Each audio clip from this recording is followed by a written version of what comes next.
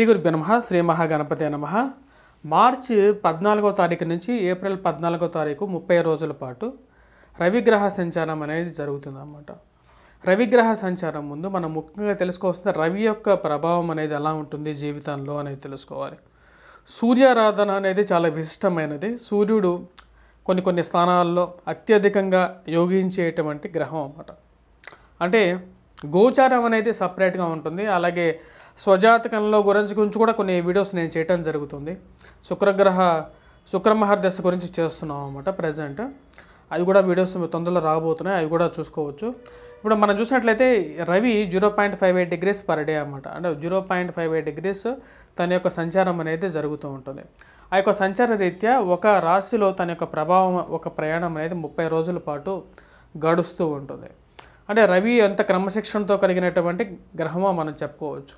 జీవితంలో ఉన్నతమైనటువంటి స్థాయిలోకి వెళ్ళాలి అంటే సూర్యుడి యొక్క ప్రభావం అనేది జీవితంలో అధికంగా ఉంటే వాళ్ళు మంచి పేరు ప్రఖ్యాతులు తెచ్చుకోగలుగుతారు, సంఘంలో గౌరవం గుర్తింపు పొందగలుగుతారు. ఇప్పుడు మనం చూసినట్లయితే ఈ మార్చి 14వ తారీఖు నుంచి ఏప్రిల్ 14వ తారీఖు వరకు రవిగ్రహ సంచారం ఎవరికి బాగా అనుకూలిస్తుంది అనేది చూద్దాం. గురువు మేషంలో సంచారం చేస్తున్నాడు. అదేవిధంగా శుక్రుడు, బుధుడు, శని మనం చూసినట్లయితే కుంభంలో ఉన్నారు. రాహువు, బుధుడు మీనంలో ఉన్నాడు అన్నమాట. కుజుడు ఈ యొక్క మార్చి 15వ తారీఖున కుజగ్రహ మార్పు అనేది జరిగింది. దాని గురించి కూడా నేను చెప్పడం జరిగింది అన్నమాట. ఇప్పుడు రవి యొక్క మార్పు అనేది మార్చి 14 జరుగుతున్నది. మార్చి 14న కుంభ సంక్రమణం జరిగింది. కుంభ సంక్రమణం వచ్చేటప్పటికి ఫిబ్రవరి 13వ తారీఖు జరిగిందన్నమాట. ఇప్పుడు వచ్చేటప్పటికి మార్చి 14 కరెక్ట్గా 30 రోజుల తర్వాత రవి యొక్క మార్పు అనేది మీనంలోకి జరుగుతున్నది. ఇది ఈ యొక్క ప్రభావ రీత్యా కుజుడి యొక్క మార్పు కూడా జరుగుతున్నది. ఈ యొక్క ప్రభావం అనేది ద్వాదశ రాశుల వారి మీద ఎలా ఉంటుంది అనేది నేను చెప్తాను. అదేవిధంగా ఎవరికి బాగా యోగిస్తున్నది, ఏ యొక్క రాశుల వారికి బాగా యూస్ఫుల్గా ఉంటుంది అనేది చెప్తాను. దాని ప్రకారంగా వచ్చేటప్పటికి మిగతా రాశుల వారికి చేసుకోవాల్సినటువంటి రెమెడీస్ అనేది ఎలా ఉంటాయి అనేది చెప్తాను. రవి కొన్ని స్థానాలను యోగిస్తాడు కాబట్టి నేను మెయిన్గా కాన్సన్ట్రేటివ్గా వృషభం, మిథునం, తుల, మకర రాశుల వారికి ఎవరికైతే రవిగ్రహ మార్పు అనేది బాగా యోగించబోతున్నదో వారిని కాన్సన్ట్రేటివ్గా చెప్పడం జరుగుతుంది. మిగతా రాశుల వారికి కొన్ని చేసుకోవాల్సినటువంటి రెమెడీస్ ఎలా ఉన్నాయి అనేది తర్వాత చెప్తాను, అది కూడా చూసుకోవచ్చు చివరిలో. ఇప్పుడు మన రవిగ్రహ సంచారం మనం చూసినట్లయితే వృషభ రాశి వారికి వచ్చేటప్పటికి లాభస్థానంలోకి వచ్చినటువంటి రవి వచ్చేటప్పటికి పూర్తి యోగ్యాన్ని ఇవ్వబోతున్నాడు. ఇది లాభస్థానంలోకి రవి అన్ని స్థానాల్లో యోగించడం అన్నమాట. కొన్ని స్థానాల్లో యోగిస్తాడు కాబట్టి రవిగ్రహ మార్పు అనేది వృషభ రాశి వారికి పూర్తి యోగ్యాన్ని ఇవ్వబోతుంది. అది ఎటువంటి ప్రభావం ఇవ్వబోతుంది, ఎలా అనుకూలించబోతుంది అనేది చూద్దాం. రవి ఎప్పుడైతే లాభస్థానంలోకి రవి ప్రయాణం జరుగుతుందో అది వృత్తిపరంగా అంటే ఉద్యోగంలో కానీ వృత్తిపరంగా కానీ అనుకూలతని ఇవ్వగలుగుతుంది అన్నమాట. అంటే చేస్తున్నటువంటి పనిలో మంచి ఆసక్తిని కలిగించగలుగుతుంది. పేరు ప్రఖ్యాతలు రావటం అనేది జరుగుతుంది అన్నమాట. సంఘంలో పేరు ప్రఖ్యాతలతో పాటు అధికమైనటువంటి కీర్తిని పొందగలుగుతారు. అంటే పేరు ప్రఖ్యాతులతో పాటు 10 మందిలో రికగ్నైజ్ అవుతారు అన్నమాట.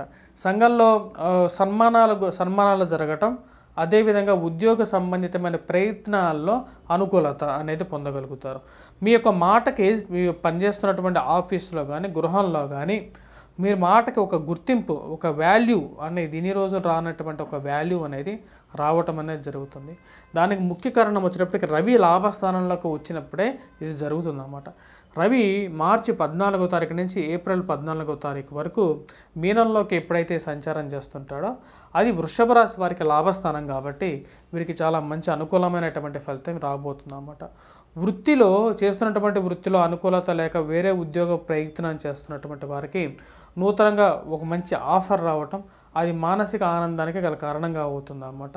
విదేశీయాన్ని ప్రయత్న సంబంధితమైన విషయాల గురించి ప్రయత్నాలు చేసినట్లయితే దానిలో సఫలీకృతం పొందగలుగుతారు. ఆ యొక్క విషయంలో అయితే ఎటువంటి మార్పు అనేది లేదన్నమాట. ఈ యొక్క రాశి వారికి వచ్చేటప్పటికి మనం చూసినట్లయితే ఖర్చు అనేది కొద్దిగా ఎక్కువగా ఉంటుంది ఈ యొక్క రాశి వారికి. దానికి ముఖ్య కారణం గురువు ఎప్పుడైతే వ్యయ స్థానంలో ఉంటాడో ఖర్చు అనేది కొద్దిగా ఎక్కువగానే ఉంటుంది. ఫైనాన్షియల్ ఇన్స్టెబిలిటీ అనేది కొద్దిగా ఎక్కువగా ఉంటుంది అన్నమాట. కాకపోతే ఈ యొక్క రాశి వారికి వచ్చేటప్పటికి రవి ఎప్పుడైతే ఈ యొక్క రాశి వారికి లాభస్థానంలోకి వస్తాడో ఫైనాన్షియల్ ఇన్స్టెబిలిటీ ఎలాగున్నప్పటికీ కూడా ఉన్నటువంటి ఇంకా డబ్బు సంపాదించాలి, మనం ఎట్లా ఖర్చుని ఎలాగైతే కంట్రోల్ చేయలేం. ఎందుకంటే ఖర్చు అనేది స్థిరంగా ఉన్నది కాబట్టి ఈ ఖర్చుకు సంబంధించినటువంటి డబ్బు సంపాదించాలంటే మనమే మన యొక్క జీతాన్ని పెంచుకోవాలి అని చెప్పి ఒక ఆలోచన అనేది కలుగుతుంది. దాని ప్రకారంగా కానీ మీరు చేసేటువంటి పనుల్లో వచ్చేటప్పటికి ముందుకు వెళ్ళగలుగుతారు. అంటే కొత్త ఉద్యోగం పొందడం కానీ, వ్యాపారంలో కానీ కొత్తగా చేయాలని చెప్పి ఒక ఆలోచన కానీ పొందడం అనేది జరుగుతుంది అన్నమాట. మరియు దానికి తగినట్లుగానే మీకు వచ్చేటప్పటికి చుట్టుపక్కల ఉన్నటువంటి ఎవరైతే మీ బంధువులు కానీ, స్నేహితుల వాళ్ళ కానీ మీకు ఒక మంచి భాగస్వామ్యం ద్వారా ముందుకు వెళ్ళాలి అని చెప్పి ఒక ఆలోచన, వారు కూడా వాళ్ళ యొక్క సహాయ సహకారాలు మీకు అందించడం అనేది ఒక మంచి పరిణామంగా కూడా చెప్తారన్నమాట. రవి వీరందరికీ కాకుండా విద్యార్థుల మీద అధికమైనటువంటి పాజిటివ్ యాంగిల్ కూడా ఇవ్వగలుగుతాడనమాట. ఈ యొక్క రాశిలో వృషభ రాశిలో ఉన్నటువంటి విద్యార్థులకు వచ్చేటప్పటికి అనుకూలమైనటువంటి కాలంగా చెప్పవచ్చు అన్నమాట. విద్యార్థులు, స్పోర్ట్స్ పర్సన్స్ మరియు అదేవిధంగా వచ్చేటప్పటికి బిజినెస్ చేస్తున్నటువంటి వారు మరియు అలాగే పుస్తక రంగం ముద్రణలో ఉన్నటువంటి వారు వీరందరితో పాటు ఎవరైతే ఈ ప్రింట్ అండ్ ఎలక్ట్రానికల్ రంగం మీడియాలో ఉన్నటువంటి వారికి కూడా రవి లాభస్థానంలో ఉన్నప్పుడు పూర్తి యోగ్యాన్ని ఇవ్వగలుగుతాడు. అలాగే వారికి వచ్చేటప్పటికి వారి జీవితంలో ఒక ఉన్నతమైనటువంటి స్థాయికి ఈ నెల రోజుల్లో తీసుకువెళ్ళగలుగుతాడు అన్నమాట. విద్యార్థులు ఎవరైతే పోటీ పరీక్షల కోసం ప్రిపేర్ అవుతున్నారో వాళ్ళు కొంచెం కాన్సన్ట్రేట్ చేసి చదవాలి, ఆరోగ్యాన్ని కొంచెం జాగ్రత్తగా చూసుకోవాలన్నమాట. ఎందుకంటే వీరికి కుజుడు ఇక రాశి వారికి వచ్చేటప్పటికి ఇదే సమయానికి రాజ్యస్థానంలోకి రాబోతున్నాడు అన్నమాట.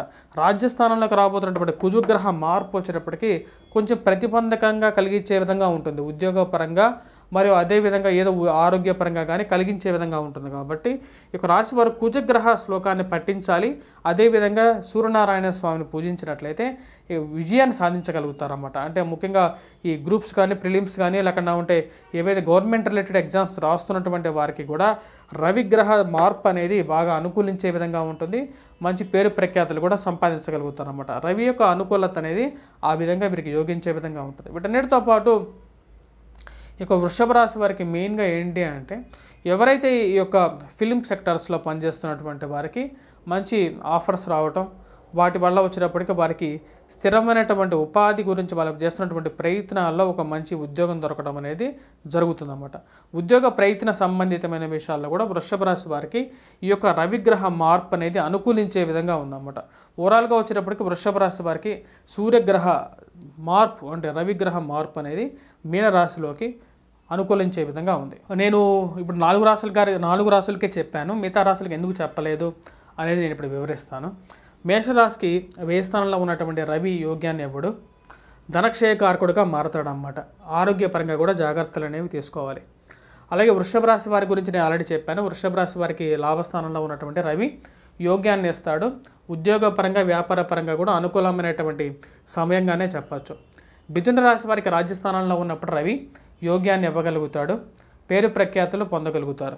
వృషభ రాశి వారికి చెప్పాలి అంటే ఎక్కువగా అనుకూలమైనటువంటి ఫలితాలు వస్తాయి. అదేవిధంగా కర్కాటక రాశి మనం చూసినట్లయితే మిథున రాశి తర్వాత కర్కాటక రాశి వారికి నేను ఎందుకు చెప్పలేదు అంటే కర్కాటక రాశి వారికి మనం చూసినట్లయితే భాగ్యస్థానంలో ఉన్నటువంటి రవి ధనక్షయకారకుడుగా మారతాడు. అలాగే మోసపూరితమైనటువంటి మాటలకి మోసపోవటానికి కారకుడుగా కూడా తయారవుతాడు. కర్కాటక రాశి వారు ఎక్కువగా జాగ్రత్తగా ఉండాలి. ఎందుకు జాగ్రత్తగా ఉండాలంటే అష్టమంలో శనితో పాటు కుజుడు కలవబోతున్నాడు, భాగ్యస్థానంలో రవి కలవబోతున్నాడు. కాబట్టి కర్కాటక రాశి వారు జాగ్రత్త అనేది ఎక్కువగా ఉండాలి. ఈ 2 గ్రహాలు అంత యోగ్యాన్ని ఇవ్వట్లేదు. తదుపరి సింహరాశి వారికి మనం గమనించినట్లయితే ఇక్కడ మనం చూసినట్లయితే అష్టమంలో రవి సంచారం అనేది అంత పాజిటివ్ ఇంపాక్ట్ అనేది ఇవ్వదన్నమాట. ఎందుకంటే అష్టమంలో రవి సంచారం చేస్తున్నప్పుడు 7 అంటే 90 డిగ్రీస్ యాంగిల్లో ఈ యొక్క స్థానాన్ని చూస్తాడన్నమాట. ఇది ధనక్షయకారకంగా మారుతుంది. ధనక్షయకారకం అంటే డబ్బు అనేది ఎక్కువగా ఖర్చు అవుతుంటుంది. అలాగే ఫైనాన్షియల్గా కూడా ఇష్యూస్ని ఎక్కువగా క్రియేట్ చేస్తుంటుంది. మాట్లాడేటప్పుడు జాగ్రత్తగా మాట్లాడాలి, ఇవన్నీ ఉన్నాయన్నమాట. సో కాబట్టి నేను సింహరాశి వారి గురించి ఎక్కువగా చెప్పలేదు. మరియు అదేవిధంగా మన తదుపరి రాశి మనం చూసినట్లయితే తదుపరి రాశి అనేటువంటిది కన్యారాశి వారికి కరెక్ట్గా 90 డిగ్రీస్ యాంగిల్లో ఉందన్నమాట.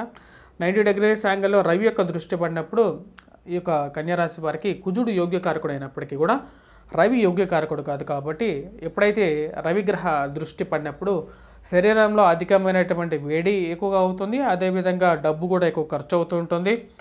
మాట్లాడేటప్పుడు జాగ్రత్తగా కూడా మాట్లాడాలి ఈ యొక్క రాశివారు.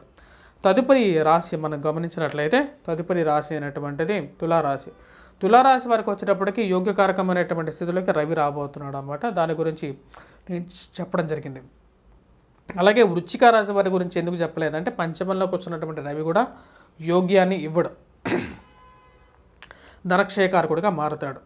అదేవిధంగా ధనస్సు రాశి వారికి వచ్చేటప్పటికి చతుర్థంలోకి వస్తున్నటువంటి రవి వల్ల వచ్చేటప్పటికి సెల్ఫ్ డ్రైవింగ్లో జాగ్రత్తగా ఉండాలి, ఆరోగ్యాన్ని జాగ్రత్తగా చూసుకోవాలి, పిల్లల ఆరోగ్యాన్ని కొత్తగా ఇల్లు కొనేటప్పుడు కూడా జాగ్రత్తగా ఉండాలన్నమాట ఇల్లు.